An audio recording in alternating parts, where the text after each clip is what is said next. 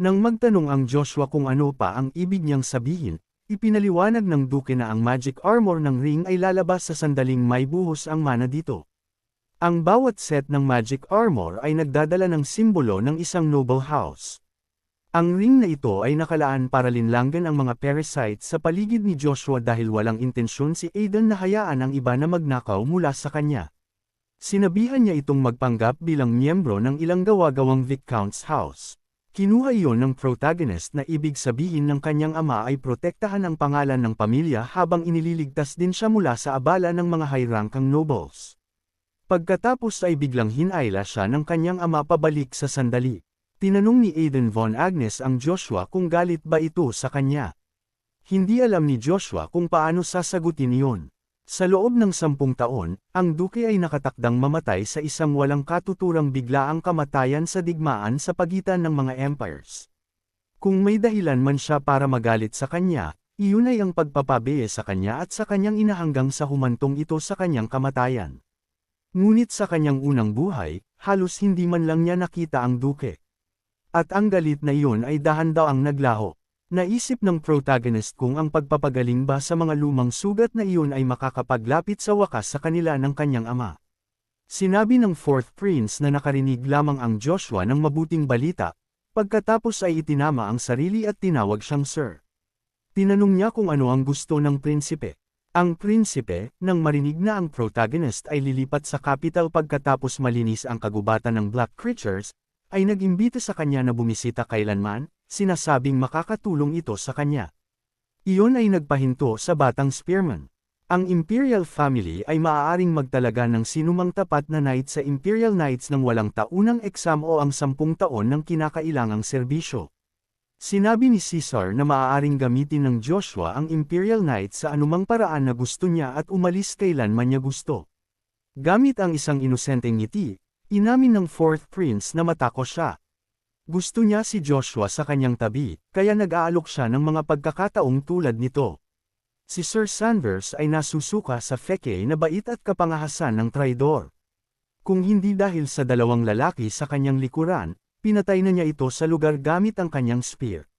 Gayunpaman, upang mabawi ang isa sa kanyang mga lumang sandata mula sa secret Imperial warehouse na nagbubukas minsan sa isang taon, kailangan niyang maging isang battalion commander sa Imperial Knights. Ngunit habang ang kagubatan ng black creature ay nasa harap pa rin, sinabi ng protagonist na kailangan na niyang umalis at mag-focus sa kanyang tungkulin. Buntong hininga si Sir Valman at sinabi na kung ang Joshua ay magbibitaw sa kanyang pride, ang kanyang talent ay lalaki ng husto. Sinabihan lamang ni Caesar ang vice captain na magpakasaya at umuwi na, at sumang-ayon ito. Sigurado ang fourth prince na si Joshua ay magiging kanya balang araw. Sa ganoong paraan, ang biktima at ang traidor ay naghiwalay. Nangako siya na sa ikalawang buhay na ito, hindi na niya kailanman hahayaan ang pinakabatang prinsipe na gamitin at pahirapan siya tulad ng isang puppet. Isang ngiting puno ng paghihiganti ang kumalat sa kanyang mukha habang inilalarawan ang pagpapahirap sa kanyang dating pinakamatalik na kaibigan. Ang expedition ay lumabas sakay ng mga puting kabayo kasama si Aiden Von Agnes sa unahan. Ang paglakad patungo sa kagubatan ng black creatures ay naayos ng mabilis.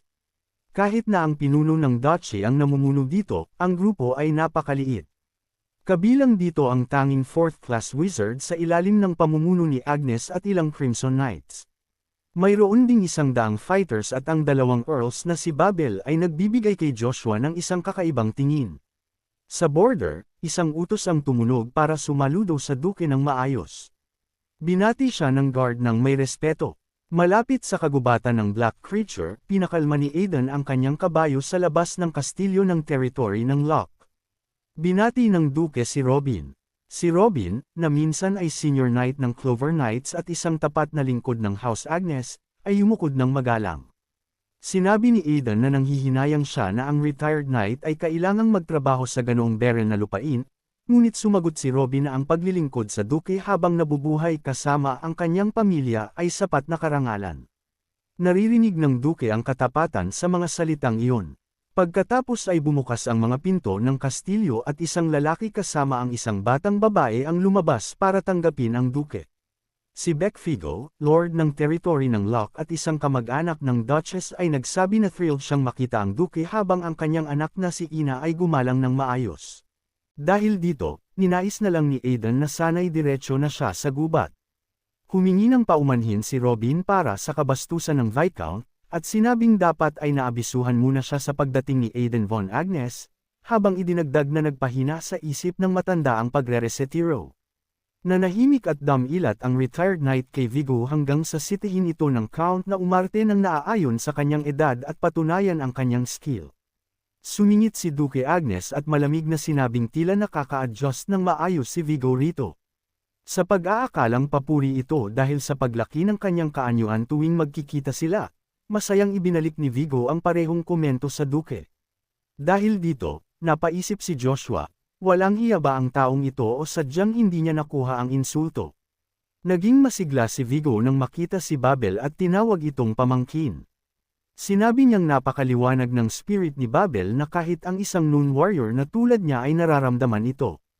Idinagdag pa niyang hindi magtatagal ay pamumunuan na ni Babel ang duchy at tinanong kung sino si Joshua. Lalong interesado si Vigo nang ipakilala ni Chiffon si Joshua bilang isang Earl of Agnes. Mas nagulat pa siya nang sabihin ni Chiffon na si Joshua ang youngest son ng Duke. Pinagmasdan siya ng Viscount at mabilis na nahulaan na ang matalas magsalita na Spearman ay anak din ng Duchess. Yumuko si Chiffon at mahinang itinama ang kanyang hula. Nagulat si Vigo at tinanong kung saang noble family nagmula ang ina nito. Kailangan siyang itama muli ni Chiffon, ang ina ni Joshua ay isang commoner. Masusing pinagmasdan ni Vigo ang pinakabatang Earl. Biglang dumilim ang kanyang mukha. Sa isang plastic na boses, ininsulto niya ang 9-year-old bilang isang illegitimate child. Sinalubong ni Joshua ang insulto gamit ang isang icy stare. Naging tense ang hangin, kaya sumingit si Duke Agnes at tinanong si Vigo kung may mahalaga ba itong kailangang asikasuhin. Sinabi ni Vigo na naghanda siya ng simpleng pagkain para sa Duke at sa kanyang mga tauhan. Tumanggi si Aidan at sinabing sapat na ang pahinga ng mga knight habang papunta rito. Nang magtanong ang Duke kung may nangangailangan ng break, nanatiling matatag ang kanyang mga knight. Sabay-sabay nilang tinanggihan ang pagkain. Dahil dito, kumilos na ang Duke para umalis. Ngunit biglang nakiusap si Vigo na sumama sa paglalakbay sa forest. Bagamat kulang sa lakas, iginit niya na bilang lord ng lupaing ito, kailangang makibahagi siya at ang kanyang mga knight. Masigla ring nag-alok ng tulong ang kanyang mga tauhan. Natahimik sandali si Aidan. Pagkatapos ay tinanong niya ang tungkol sa anak na babae ni Vigo, at ipinaalala na maiiwan ito sa kastilyo. Sinabi ni Vigo na walang dapat ipag-alala dahil makakatulong ang kanyang anak sa misyon. Kinwestiyon ng Duke ang pagpapasama sa isang batang babae sa napakadelikadong forest, ngunit nagpumilit sumama si Ana at kumilos upang patunayan ang kanyang kakayahan. Nag-focus siya at nagsimulang mag-ipon ng kapangyarihan.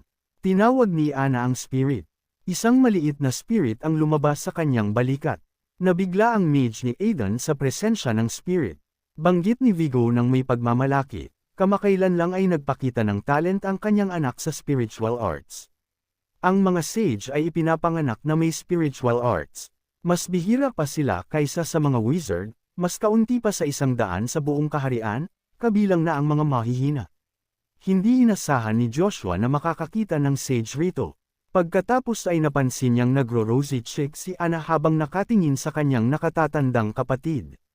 Wala siyang maalalang sage na nagngangalang Ana, ngunit tila pamilyar ang dating nito sa kanya. Pumayag si Aidan na pasamayan si Vigo.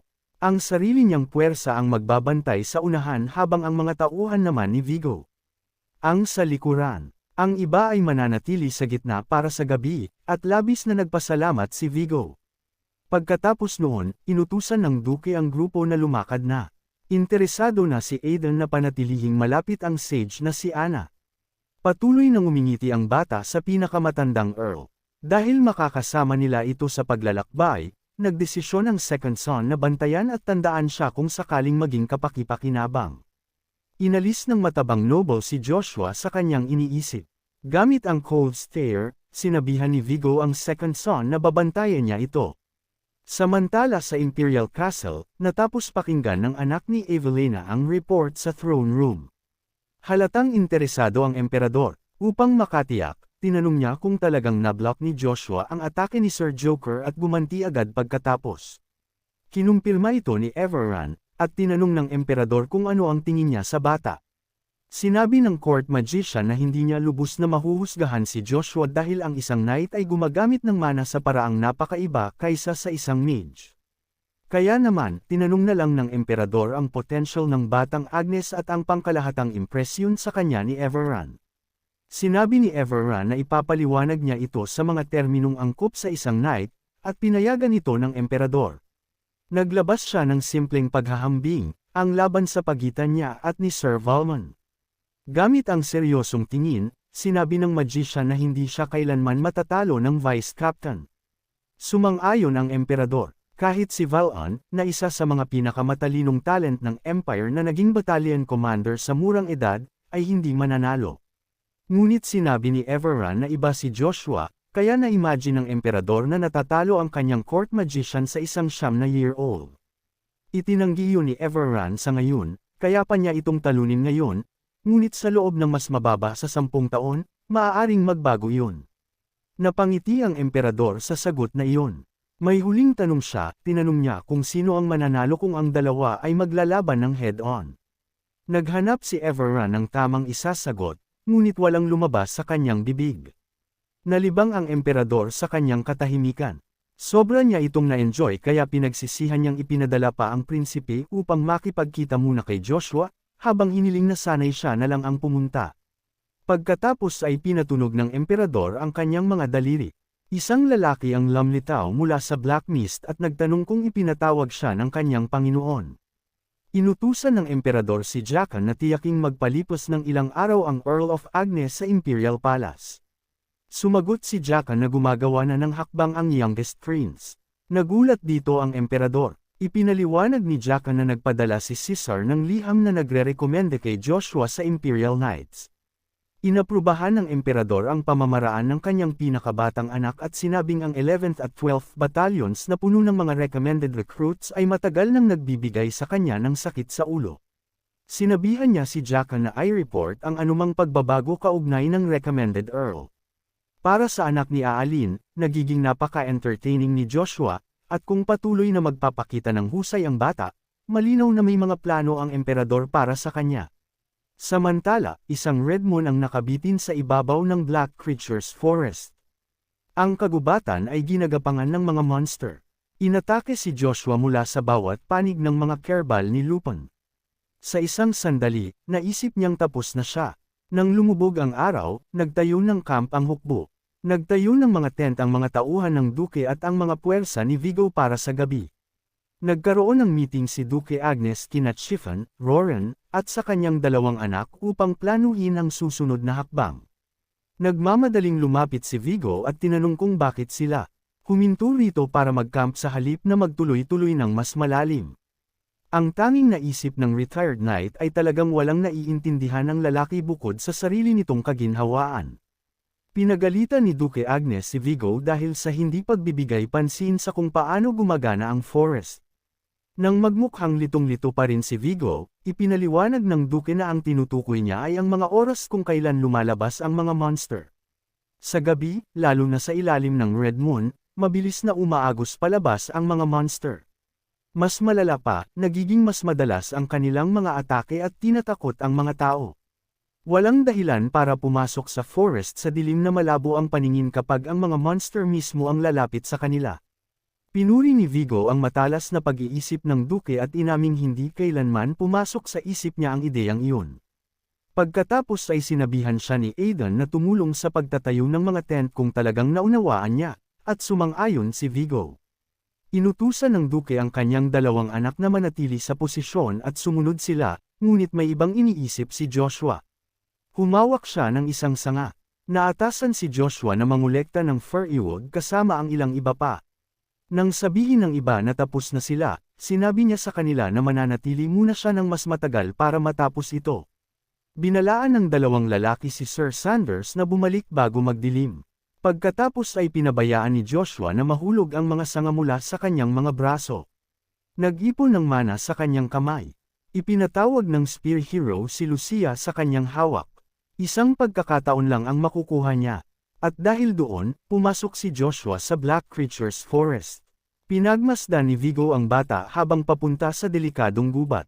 Isang cold look ang gumuhit sa mukha ng Viscount.